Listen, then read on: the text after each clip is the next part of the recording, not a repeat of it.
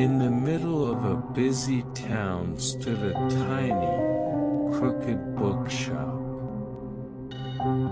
Few noticed it, but inside lived Mrs. Willow, a kind old librarian with spectacles that twinkled like stars.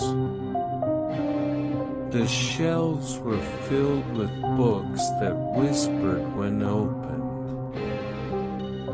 Each page seemed to breathe with hidden magic. One rainy afternoon, a curious boy named Leo wandered through the dim corners of the old bookshop.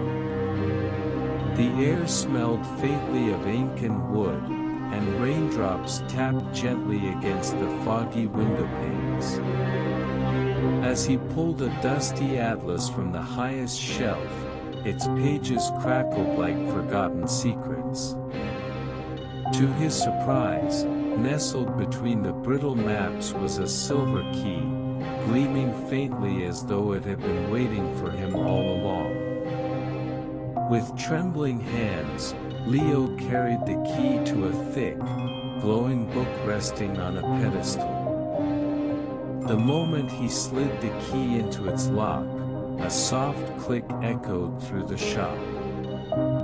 Suddenly, the floor rumbled beneath his feet, the walls quivered, and the shelves rose gracefully into the air, spreading apart like the wings of some great, enchanted creature preparing to take flight.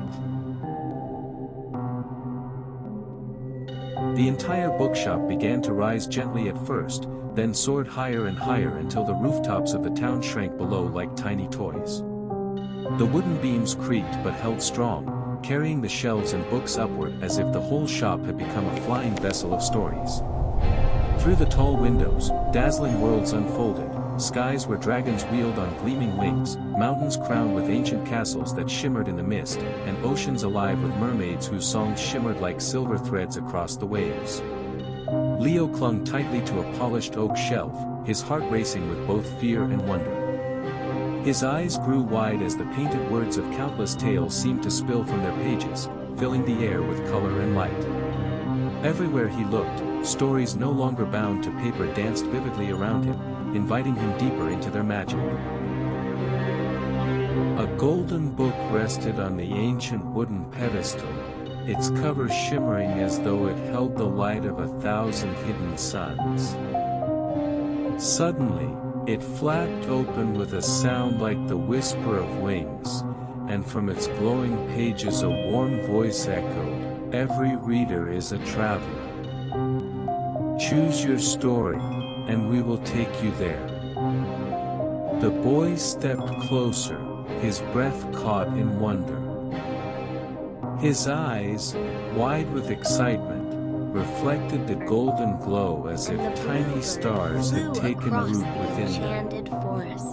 Slowly, with trembling fingers, he pointed to an illustrated tale of brave knights and fire-breathing dragons, where kingdoms rose and fell beneath banners of glory. In that instant, the world around him seemed to fade, and the promise of adventure stirred in the air like the beating of unseen wings. In a blink, Leo found himself astride a magnificent horse clad in shining armor, its silver plates reflecting the glow of a hidden sun. Beside him walked a dragon, not fierce and menacing, but gentle and loyal, its emerald scales glittering like gemstones. They ventured through enchanted forests where ancient trees whispered riddles in deep, rustling voices. With quick wit, Leo solved their puzzles, earning their blessing. As twilight descended, fireflies rose like tiny lanterns, guiding his path while he laughed, the dragon's warm presence steady at his side. At last, the magical library drifted down from the skies like a ship of dreams, its golden towers and stained glass windows glowing softly in the twilight. With a hushed sigh, it settled gently in the heart of the town, as though it had always belonged there. The great book upon its pedestal closed itself with a resonant thud, and the silver key that had unlocked its wonders shimmered once, then dissolved into the air like morning mist. Mrs. Willow, standing among the shelves that still hummed with fading magic, gazed at Leo with eyes full of warmth and mystery. A knowing smile curved her lips as she placed a gentle hand on his shoulder. "Every story has a journey," she whispered, her voice carrying the weight of countless tales.